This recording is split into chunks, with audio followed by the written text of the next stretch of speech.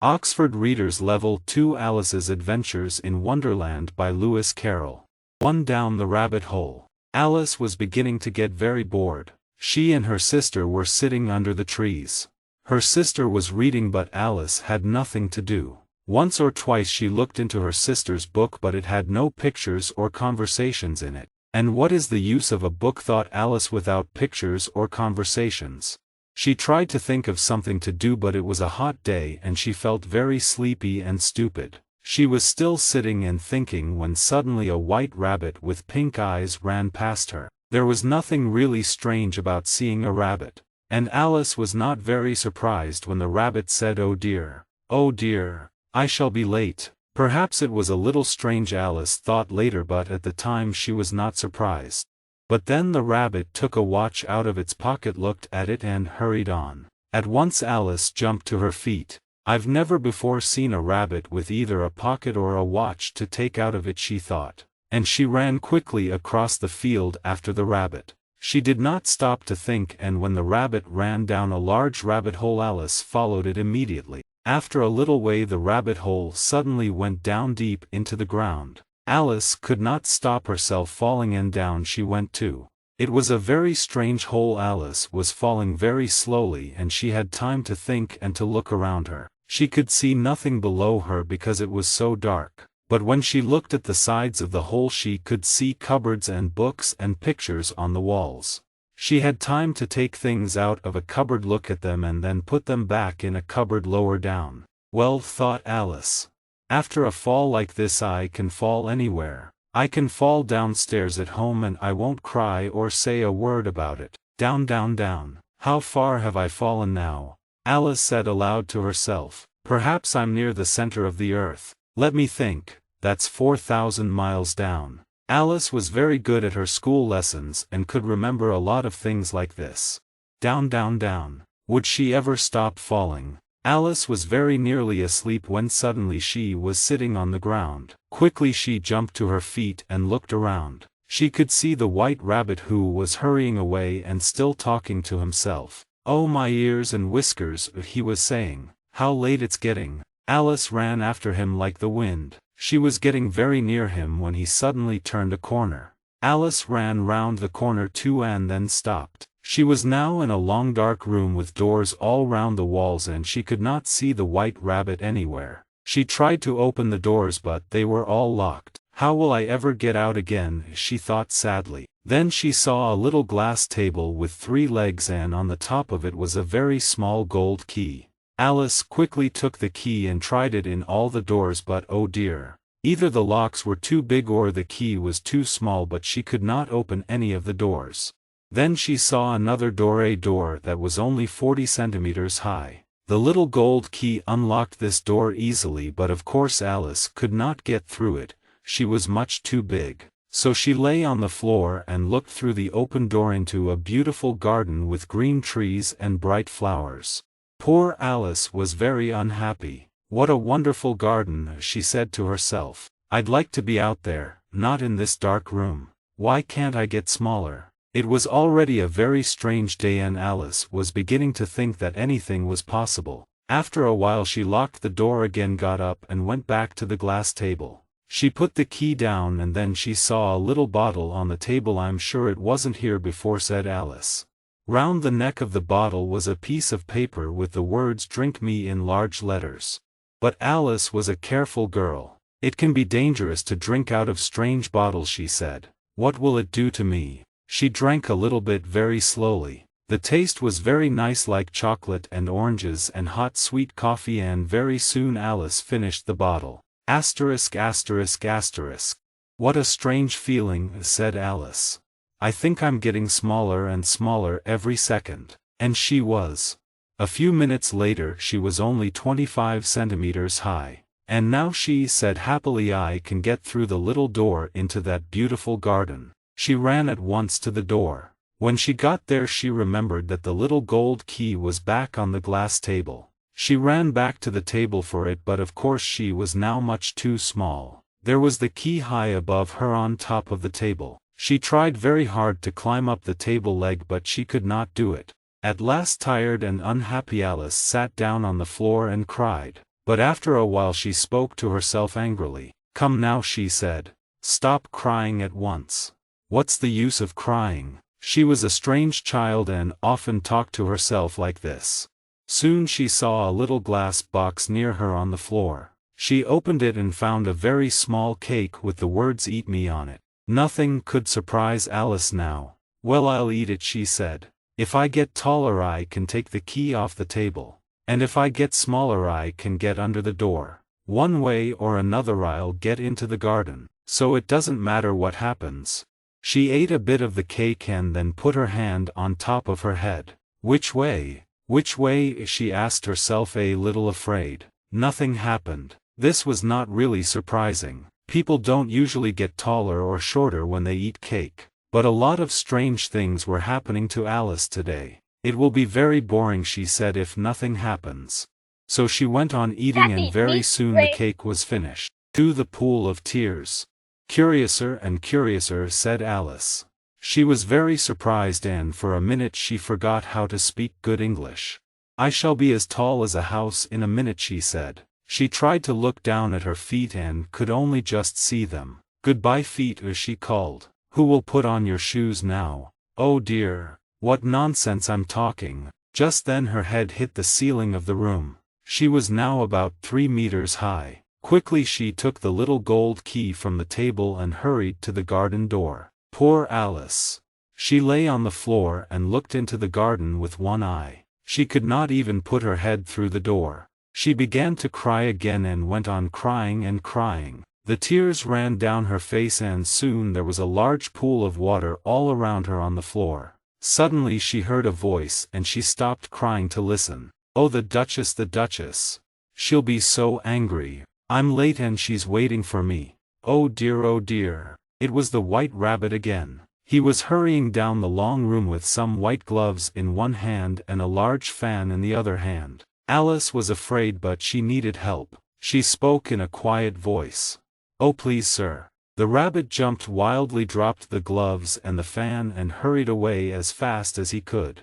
Alice picked up the fan and the gloves. The room was very hot so she began to fan herself while she talked. "Oh dear, how strange everything is today. Did I change in the night? Am I a different person today? But if I'm a different person then the next question is, who am I? Ah, that's the mystery." She began to feel very unhappy again but then she looked down at her hand. She was wearing one of the rabbit's white gloves. "How did I get it on my hand?" she thought. "Oh, I'm getting smaller again." She looked round the room. "I'm already less than a meter high. And getting smaller every second. How can I stop it?" She saw the fan in her other hand and quickly dropped it. She was now very very small and the little garden door was locked again and the little gold key was lying on the glass table. Things are worse than ever, thought poor Alice. She turned away from the door and fell into salt water right up to her neck. At first she thought it was the sea but then she saw it was the pool of tears. Her tears. Crying makes a lot of tears when you are 3 meters tall. "Oh, why did I cry so much?" said Alice. She swam around and looked for a way out but the pool was very big. Just then she saw an animal in the water near her. It looked like a large animal to Alice but it was only a mouse. "Shall I speak to it?" thought Alice. "Everything's very strange down here so perhaps a mouse can talk." So she began. "Oh mouse, do you know the way out of this pool? I am very tired of swimming, oh mouse." Alice did not know if this was the right way to speak to a mouse. But she wanted to be polite. The mouse looked at her with its little eyes but it said nothing. "Perhaps it doesn't understand English," thought Alice. "Perhaps it's a French mouse." So she began again and said in French, "Where is my cat?" This was the first sentence in her French lesson book. The mouse jumped half out of the water and looked at her angrily. "Oh, I'm so sorry," cried Alice quickly. "Of course you don't like cats, do you?" "Like cats?" cried the mouse in a high angry voice. "Does any mouse like cats?" "Well, perhaps not," Alice began kindly. But the mouse was now swimming quickly away and soon Alice was alone again. At last she found her way out of the pool and sat down on the ground. She felt very lonely and unhappy. But after a while the White Rabbit came past again looking for his white gloves and his fan. "The Duchess! The Duchess! Oh my ears and whiskers! She'll cut my head off, I know she will. Oh, where did I drop my gloves? Then he saw Alice. Why, Mary, and what are you doing here? Run home at once and bring me some gloves and a fan. Quick now. Alice hurried away. But where is his house, she thought while she ran. Strangely, she was no longer in the long room with the little door but outside in a wood. She ran and ran but could not see a house anywhere, so she sat down under a flower to rest. 3. Conversation with a caterpillar. Now Alice said to herself, first I must get a little bigger, and second I must find my way into that beautiful garden. I think that will be the best plan. But oh dear, how shall I get bigger? Perhaps I must eat or drink something, but the question is what? Alice looked all around her at the flowers and the trees, but she could not see anything to eat. Then she saw a large mushroom near her. It was as tall as she was.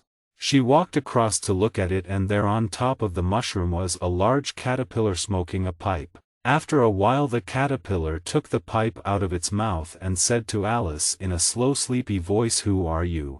"I don't really know, sir," said Alice. "I know who I was when I got up this morning, but I have changed so often since then. I think I am a different person now." "What do you mean by that?" said the caterpillar. "Explain yourself." "I can't explain myself, sir," said Alice, "because I'm not myself, you know." "I don't know," said the caterpillar. "It's difficult to describe," Alice replied politely. "One minute I'm very small, the next minute I'm as tall as a house, then I'm small again. Usually I stay the same all day, and changing so often feels very strange to me." "You," said the caterpillar in a very unfriendly voice. "Who are you?" They were now back at the beginning of their conversation, which was not very helpful. Alice felt a little cross and decided to walk away. "Come back," the caterpillar called after her. "I've something important to say." This sounded better, so Alice turned back.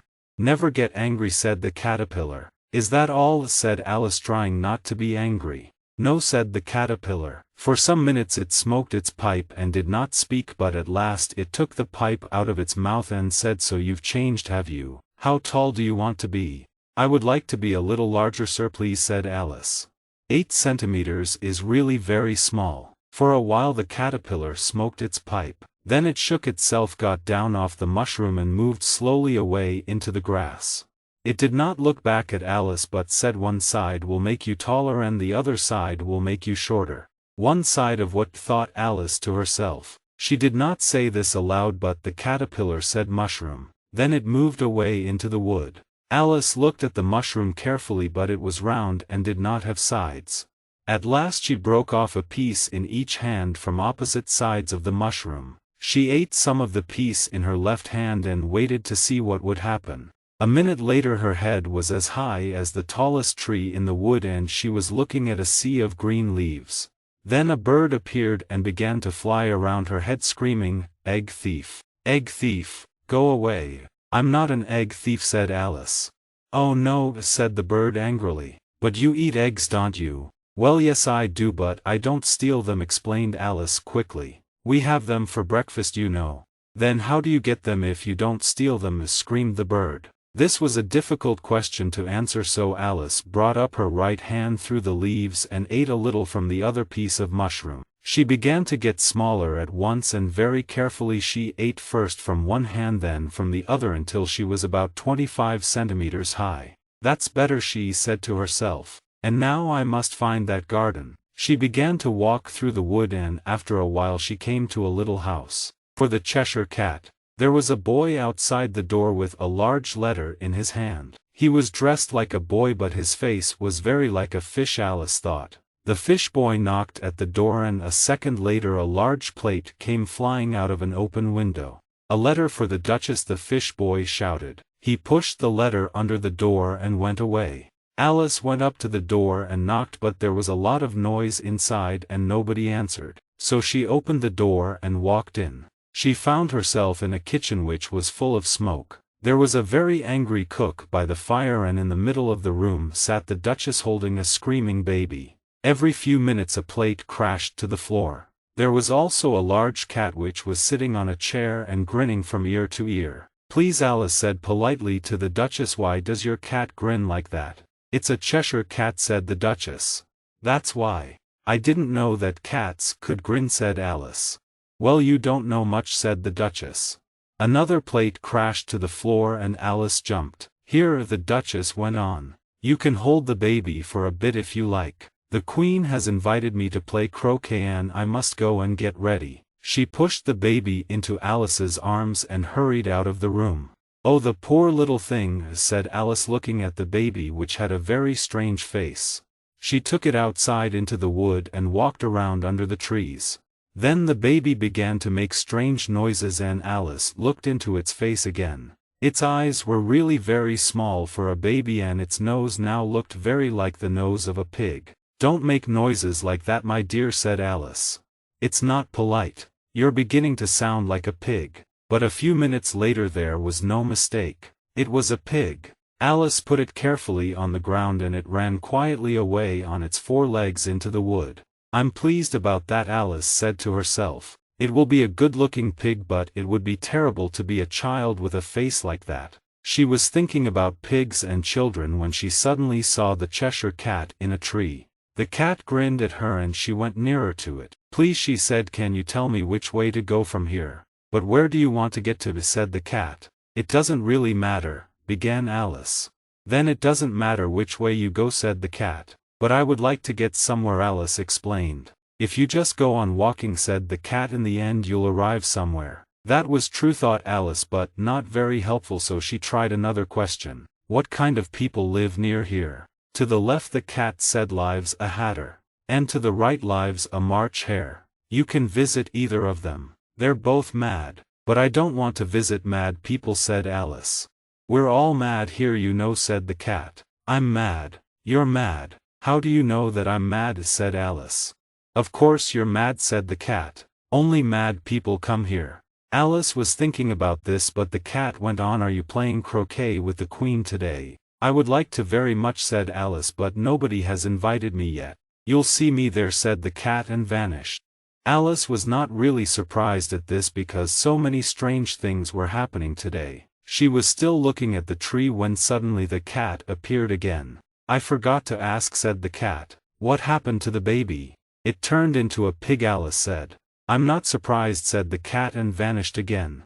Alice began to walk on and decided to visit the March hare. It's the month of May now, she said to herself, so perhaps the hare won't be as mad as he was in March.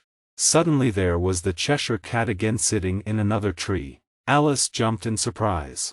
Do you think, she said politely, that you could come and go more slowly? All right, said the cat. And this time it vanished very slowly. First its tail went, then its body, then its head, and last the grin. Well, I've often seen a cat without a grin, thought Alice, but never a grin without a cat. Soon she saw the house of the March hare in front of her. It was a large house, so she ate a little piece of mushroom to get bigger and walked on. 5. A mad tea party. There was a table under a tree outside the house and the March hare and the hatter were having tea. A dormouse was sitting between them asleep.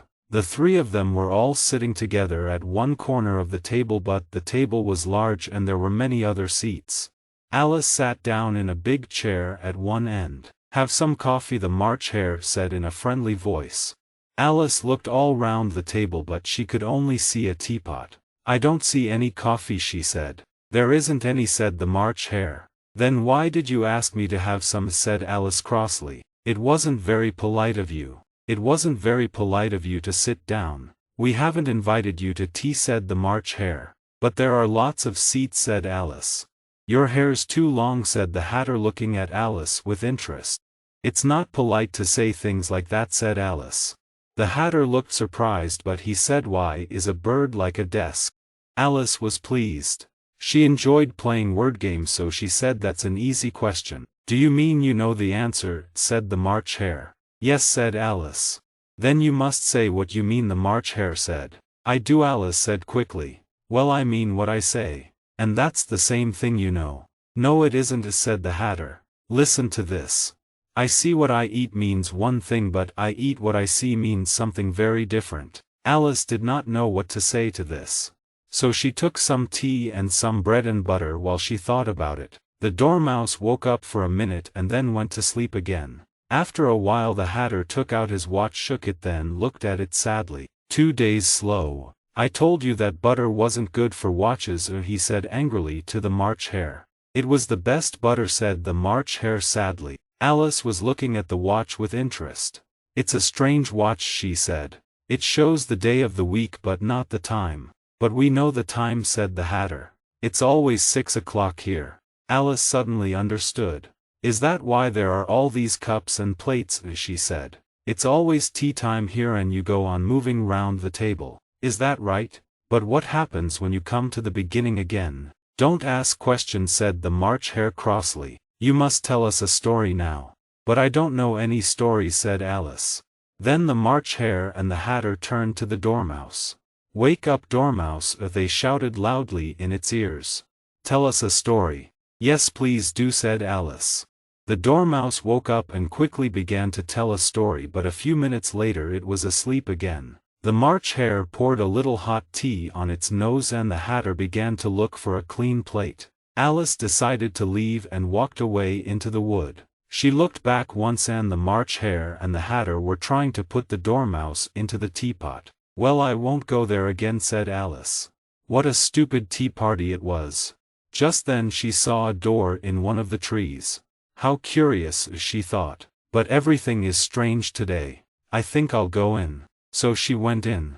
And there she was back in the long room with the little glass table. At once she picked up the gold key from the table, unlocked the little door into the garden and then began to eat a piece of mushroom. When she was down to about 30 centimeters high she walked through the door and then at last she was in the beautiful garden with its green trees and bright flowers. 6. The Queen's Game of Croquet. Near the door there was a rose tree and 3 gardeners who were looking at the roses in a very worried way. What's the matter? Alice said to them. You see, miss, said the first gardener, these roses are white but the Queen only likes red roses and she.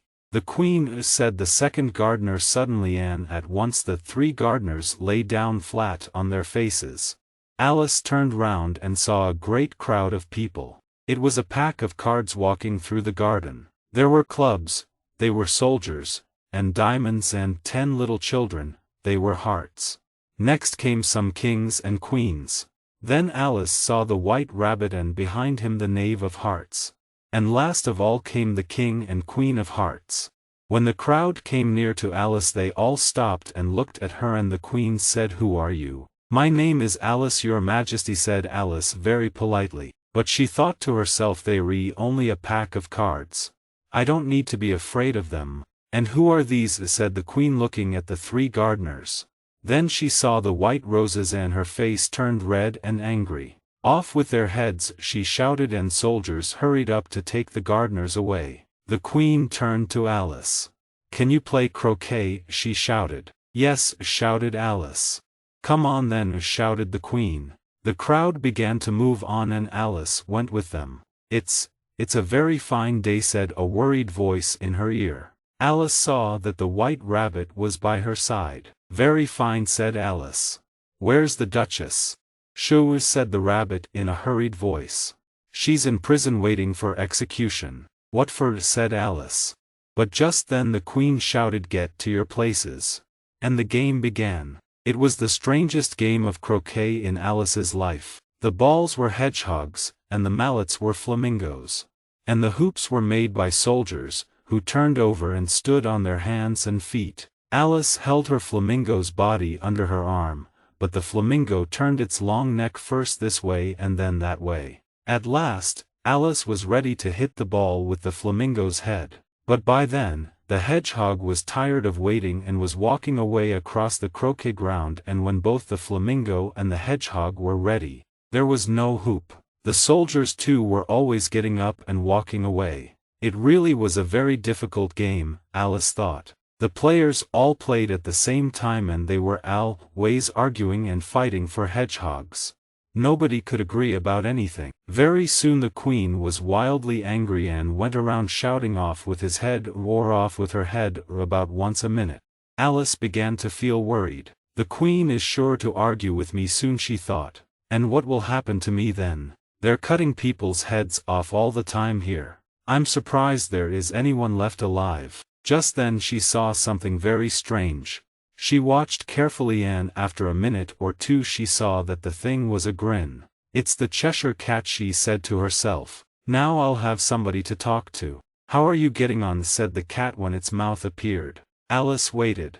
"I can't talk to something without ears," she thought. Slowly the cat's eyes, then its ears, and then the rest of its head appeared. But it stopped at the neck and its body did not appear. Alice began to tell the cat all about the game. "It's very difficult to play," she said. "Everybody argues all the time and the hoops and the hedgehogs walk away." "How do you like the queen?" said the cat quietly. "I don't," said Alice. "She's very—" Just then she saw the queen behind her, so she went on, "Clever. She's the best player here." The queen smiled and walked past. "Who are you talking to?" said the king. He came up behind Alice and looked at the cat's head in surprise. "It's a friend of mine, a Cheshire Cat," said Alice. "I'm not sure that I like it," said the king. "But it can touch my hand if it likes." "I prefer not to," said the cat. "Well," said the king angrily. He called out to the queen, "My dear, there's a cat here and I don't like it." The queen did not look round. "Off with its head," she shouted. "Call for the executioner." Alice was a little worried for her friend, but when the executioner arrived everybody began to argue. "I can't cut off a head," said the executioner, "if there isn't a body to cut it off from."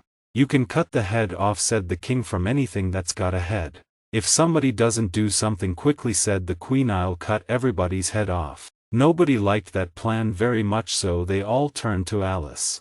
"And what do you say?" they cried. "The cat belongs to the Duchess," said Alice carefully. "Perhaps you could ask her about it." "She's in prison," the queen said to the executioner. "Bring her here at once." But then the cat's head slowly began to vanish, and when the executioner came back with the Duchess, there was nothing there. The king ran wildly up and down looking for the cat, and the Duchess put her arm round Alice. "I'm so pleased to see you again, my dear," she said. "Let's get on with the game," the queen said angrily, and Alice followed her back to the croquet ground. The game went on, but all the time the queen was arguing and shouting, "Off with his head," or "Off with her head." Soon there were no hoops left because the soldiers, who were the hoops, were too busy taking everybody to prison. And at the end there were only 3 players left, the king, the queen, and Alice. The queen stopped shouting and said to Alice, "Have you seen the mock turtle yet?" "No," said Alice. "I'm not sure what a mock turtle is." "Then come with me," said the queen. They found the mock turtle down by the sea. Next to him was a griffin asleep in the sun. Then the queen hurried away saying, "I have to get on with some executions." The griffin woke up and said sleepily to Alice, "It's just talk, you know. They never execute anybody." Alice was pleased to hear this. She felt a little afraid of the griffin and the mock turtle because they were so large. But they were very friendly and sang songs and told her many stories about their lives. The mock turtle was in the middle of a very sad song when they all heard a shout a long way away. "It's beginning. Come on, we must hurry," cried the griffin. It took Alice by the hand and began to run. 7 Who stole the tarts? The king and queen of hearts were sitting on their thrones when Alice and the griffin arrived. There was a great crowd of birds and animals and all the pack of cards. Soldiers stood all around the knave of hearts, and near the king was the white rabbit with a trumpet in one hand. In the middle of the room there was a table with a large plate of tarts on it. They looked good, thought Alice, who was feeling a little hungry. Then the white rabbit called out loudly, "Silence! The trial of the knave of hearts will now begin." He took out a long piece of paper and read. "The queen of hearts, she made some tarts, all on a summer day. The knave of hearts, he stole those tarts, and took them all away." "Very good," said the king. "Call the first witness." Alice looked at the jury, who were now writing everything down. It was a very strange jury. Some of the jurymen were animals and the others were birds. Then the white rabbit blew his trumpet 3 times and called out, "First witness." The first witness was the hatter. He came in with a teacup in one hand and a piece of bread and butter in the other hand. "I'm very sorry, Your Majesty," he said. "I was in the middle of tea when the trial began." "Take off your hat," the king said. "It isn't mine," said the hatter. "Stolen. Write that down," the king said to the jury. "I keep hats to sell," explained the hatter. I don't have a hat myself. I'm a hatter. Give your evidence, said the king, or we'll cut your head off. The hatter's face turned white. I'm a poor man, your majesty, he began in a shaking voice. Just then Alice had a strange feeling. After a minute or two she understood what it was. Don't push like that, said the dormouse who was sitting next to her. I'm nearly falling off my seat. I'm very sorry, Alice said politely. I'm getting bigger and taller, you see. Well, you can't do that here, said the dormouse crossly, and he got up and moved to another seat. The hatter was still giving evidence, but nobody could understand a word of it. The king looked at the queen and the queen looked at the executioner. The unhappy hatter saw this and dropped his bread and butter. I'm a poor man, your majesty, he said again. You're a very poor speaker, said the king. He turned to the white rabbit. Call the next witness, he said. The next witness was the duchess's cook, who spoke very angrily and said that she would not give any evidence. The king looked worried and told the white rabbit to call another witness. Alice watched while the white rabbit looked at the names on his piece of paper. Then to her great surprise he called out loudly, Alice. Here, cried Alice, jumping to her feet. What do you know about these tarts, said the king. Nothing, said Alice. The queen was looking hard at Alice. Now, she said, all people a mile high must leave the room. I'm not a mile high, said Alice. And I won't leave the room. I want to hear the evidence. There is no more evidence, said the king very quickly, and now the jury will. Your majesty, said the white rabbit, jumping up in a great hurry. We've just found this letter. There's no name on it, but I think the knave wrote it. No, I didn't, said the knave loudly. Read it to us, said the king. Where shall I begin, your majesty, asked the rabbit. Begin at the beginning, said the king, and go on until you get to the end, then stop. Everybody listened very carefully while the white rabbit read these words. They tell me you have been to her, and talked of me to him. She thought I was a gardener, but said I could not swim. He tells them that I have not gone. We know that this is true. If she decides to hurry on, what will they do to you? I gave her one, they gave him two. You gave us 3 or more. They all returned from him to you. But they were mine before. That's a very important piece of evidence, said the king. He looked very pleased. Now the jury must.